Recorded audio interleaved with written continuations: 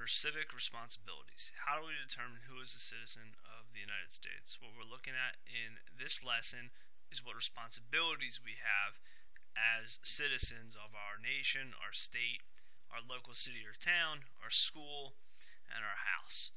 So how are responsibilities different from rights? Rights are things that we get to do. Responsibilities are things that we should do but don't necessarily have to. I'll give you an example to think about as we're going through all these slides. Let's say you have a next door neighbor, and you notice that, and you're friendly with your next door neighbor, and you notice they've just come home from the grocery store, and they have a lot of stuff that they need moved into their house. Now, do you have to go out and help them? No, you don't have to. There's nothing, no law that says you have to help someone carry groceries into their house. But should you? I think you should. It's something you could do to build that relationship with your neighbor and help improve your community. And it's just the right thing to do. Do you have to do it? No, you won't get in trouble if you don't. Should you do it? I think so. So responsibilities are things you should do, but don't necessarily have to. So why are we talking about all this? Remember, we're trying to look at what our place is in society on those different levels. Nation, state, local city or town, your school, and your house. And we're trying to figure out what our place is in those different parts of society. And we're trying to look at the rights, responsibilities, and duties we have on those different levels. So this lesson is focusing on responsibilities, the things that we should do but don't necessarily have to on all those different levels. So what are the responsibilities of a citizen?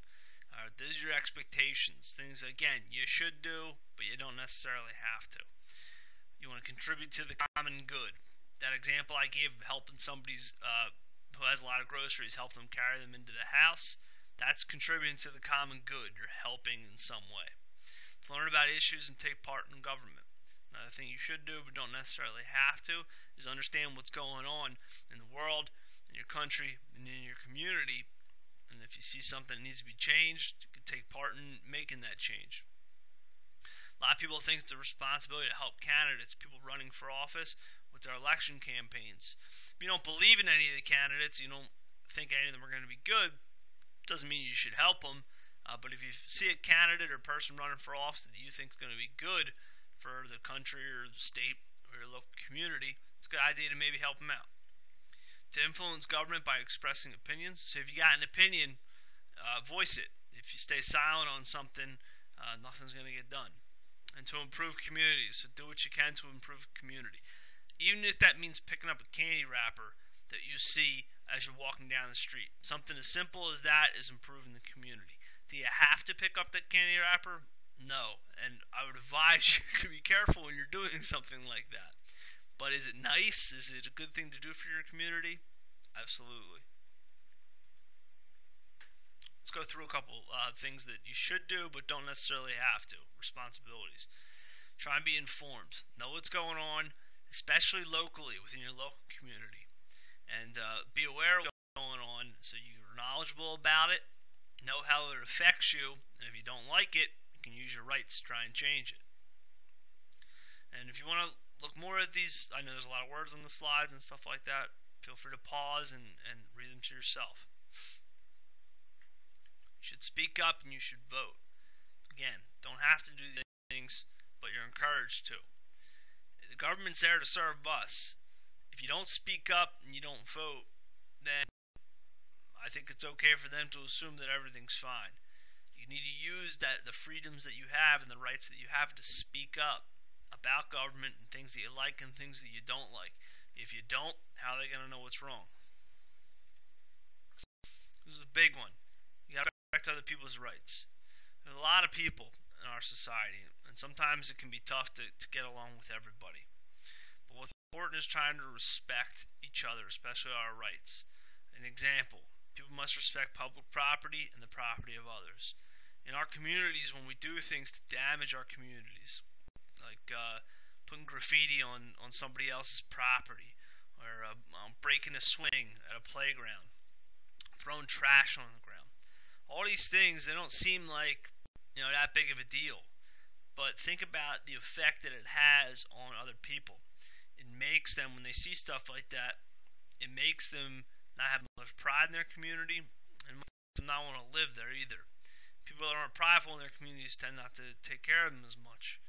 So respecting other people's rights and respecting our communities is an important part of keeping those communities not only looking good, but making it so people want to live there. Respecting diversity is a big one as well. We're not all the same. We are very different in this country. They call the United States a melting pot, which means a lot of us are different in a variety of ways. Race, religion, how we feel about issues, all kinds of stuff. So respecting diversity is important. We're not always going to agree with people on everything. We're not always going to understand why people do certain things. But having tolerance, like it says up on the slide, with tolerating and respecting other people's beliefs, practices, or how they're different than us is important. Contributing to the common good. All this means is doing things. It says up there money. You don't got money, that's fine. You can contribute time and effort to help improve your community. And like I said, something as simple as picking up trash or helping somebody into their house with their groceries, somebody you know, obviously, not a stranger, but helping people out is contributing to the common good. That's a responsibility. You don't have to do it, but I think you should. Let's look at some examples on different levels, and then you'll answer the question of that. Your house, for example. You might have to sweep the floor, or get groceries, or even wash the dog, or your pet, or whoever you have.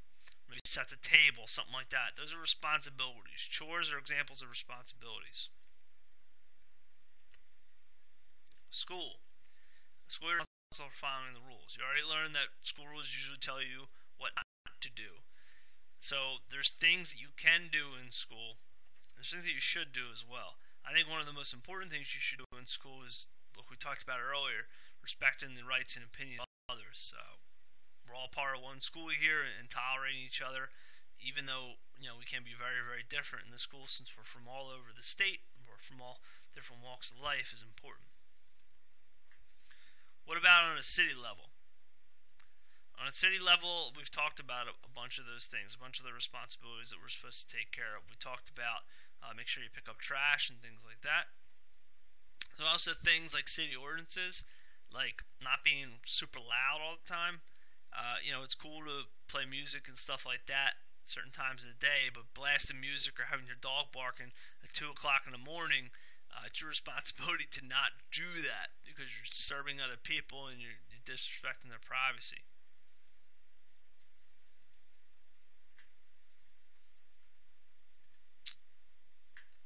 On a state level, it's your responsibility to pay taxes. It's more something you have to do.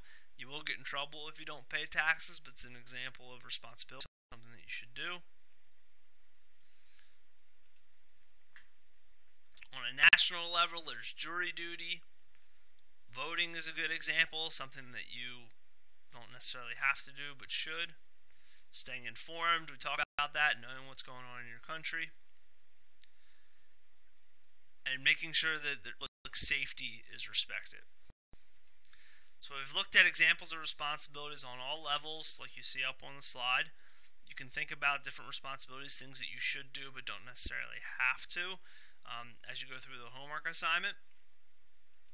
Be sure that you answer the questions that are underneath this video before you leave. Make sure you join us for class on Tuesday and Thursday. If you have questions and need help, please contact me. My information is there. If not, good luck.